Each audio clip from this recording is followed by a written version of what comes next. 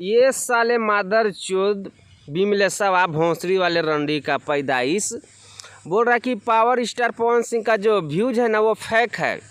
इसका बाप का जो है ना मौसरिया का जो मौसरी लाल है ना उसका व्यूज नहीं गया, इतना स्टारडम गिर गया है, लेकिन फिर भी ये मादर चोद अपना बाप का ही बड़ाई करेगा।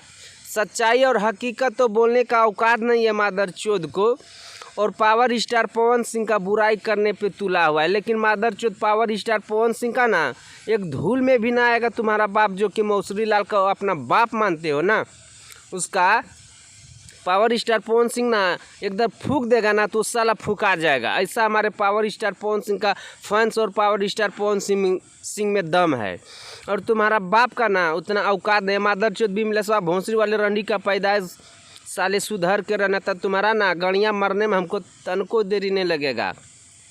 और तुमको मादर चोद बिमलेशवा भोंसरी वाले रंडी का पैदाइश तुमको जो उखाड़ना है ना बेटा भोंसरी वाले, उखाड़ लेना। एनी टाइम हम तुम्हारे लिए ना हमेशा एकदम तैयार रहते। तुम जब आके मेरा बार उखाड़ना हो, झांट उखाड़ना हो, आके उखाड़ लेना। और रंडी का पैदाइश है तुम भोंसरी वाले। और जितने लोग हमारे पावर स्टार पवन सिंह का फन इस वीडियो को देख रहे हैं, ज़्यादा से ज़्यादा शेयर कर दीजिएगा।